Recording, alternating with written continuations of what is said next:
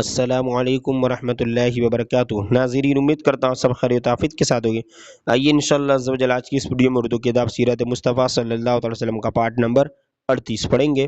اب بھی اگر اسلامک پروڈکٹس میں اردو بیسک بکس، عربی بکس، پلاسٹک دانہ والی تسبیح اور اسلامک ڈیجیٹل تسبیح، اسلامک بروچز، اومانی کیپس، قرآن پاک، قاعدہ، عطر اور پرفیوم اور جانماز اور اسلامک حجاب، رومالی، دوپٹہ، یہ تمام چیزیں، نقاب وغیرہ ہمارے اس اسٹور پر آپ کو مل جائے۔ تو آپ بھی ہماری Instagram I D IAT store کو ضرور فالو کریں تاکہ آپ کو اپڈیٹ ملتے رہے، اور اسکرین پر دیے ہوئے نمبر پر بھی آپ واٹس ایپ پر آرڈر بک کر سکتے ہیں۔ آج کا جو ٹاپک ہے وہ ہے کفار کا وفد بارگاہ رسالت میں۔ وفد ایک خط کو کہتے ہیں، ٹھیک ہے، اور کافروں کا جو وفد تھا وہ بارگاہ رسالت میں، حضور کی بارگاہ۔ دیکھیں یہاں سے پڑھتے ہیں، بسم اللہ الرحمن الرحیم۔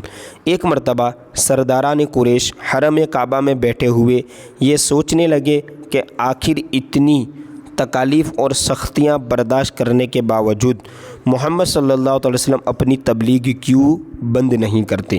آخر ان کا مقصد کیا ہے؟ ممکن ہے یہ عزت و جاہ یا سرداری و دولت کے خواہاں ہو؟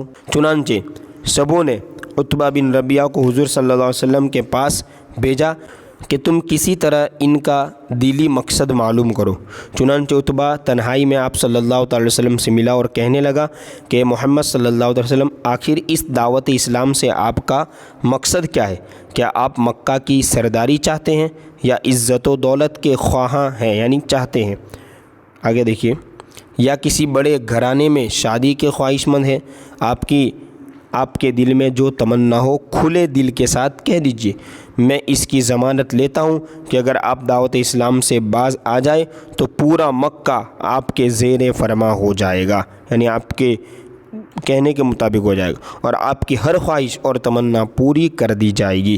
عتبہ کی یہ ساحرانہ تقریر سن کر حضور رحمت عالم صلی اللہ علیہ وسلم نے جواب میں قرآن مجید کی چند آیتیں تلاوت فرمائی، جن کو سن کر عتبہ اس قدر متاثر ہوا کہ اس کے جسم کا رونگٹا اور بدن کا بال خوف ذوالجلال سے لرزنے اور کانپنے لگا، اور حضور صلی اللہ تعالیٰ علیہ وسلم کے منہ پر ہاتھ رکھ کر کہا کہ میں آپ کو رشتہ داری کا واسطہ دے کر درخواست کرتا ہوں کہ بس کیجیے۔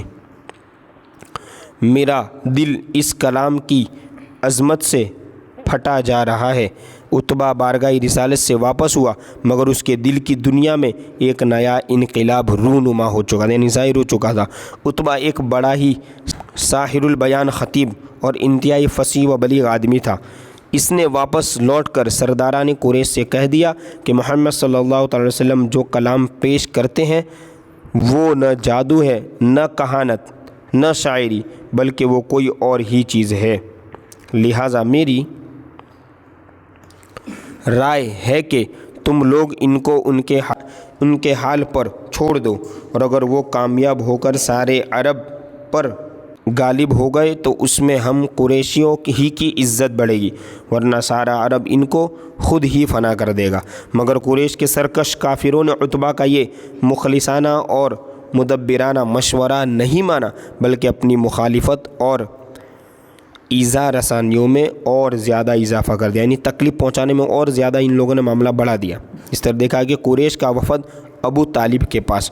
کفار قریش میں کچھ لوگ صلح پسند بھی تھے، وہ چاہتے تھے کہ بات چیت کے ذریعے صلح و صفائی کے ساتھ معاملہ طے ہو جائے۔ چنانچہ قریش کے چند معزز رؤسا ابو طالب کے پاس آئے اور حضور صلی اللہ علیہ وسلم کی دعوت اسلام اور بت پرستی کے خلاف تقریروں کی شکایت کی۔ ابو طالب نے نہایت نرمی کے ساتھ ان لوگوں کو سمجھا بجھا کر رخصت کر دیا، لیکن حضور صلی اللہ علیہ وسلم خدا کے فرمان فاصدع بما تؤمر کی تعمیل کرتے ہوئے علی الاعلان شرک و بت پرستی کی مذمت اور دعوت توحید کا وعظ فرماتے ہی رہے۔ سبحان اللہ۔ اسی طرح دیکھیں، اسی لیے قریش کا غصہ پھر بھڑک اٹھا۔ چنانچہ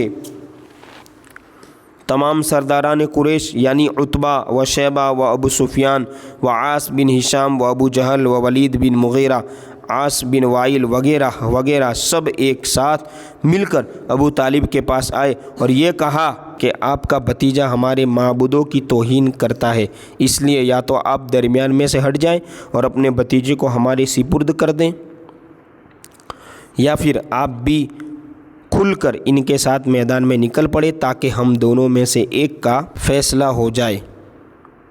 ابو طالب نے قریش کا تیور دیکھ کر سمجھ لیا کہ اب بہت ہی خطرناک اور نازک گھڑی سر پر آ پڑی ہے۔ ظاہر ہے کہ اب قریش برداشت نہیں کر سکتے اور میں اکیلا تمام قریش کا مقابلہ نہیں کر سکتا۔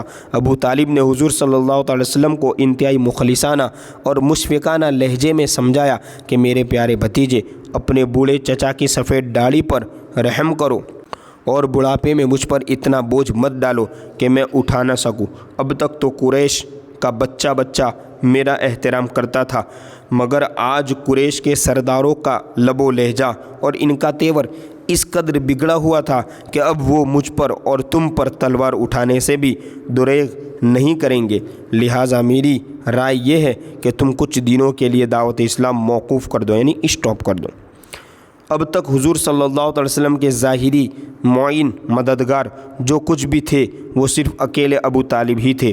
حضور صلی اللہ علیہ وسلم نے دیکھا کہ اب ان کے قدم بھی اکھڑ رہے ہیں۔ چچا کی گفتگو سن کر حضور اقدس صلی اللہ علیہ وسلم نے بھرائی ہوئی مگر جذبات سے بھری ہوئی آواز میں فرمایا کہ چچا جان، خدا کی قسم، اگر قریش میرے ایک ہاتھ میں سورج اور دوسرے ہاتھ میں چاند لا کر دے دے تب بھی میں اپنے اس فرض سے باز نہ آؤں گا۔ یا تو خدا اس کام کو پورا فرما دے گا یا میں خود دین اسلام پر نثار ہو جاؤں گا۔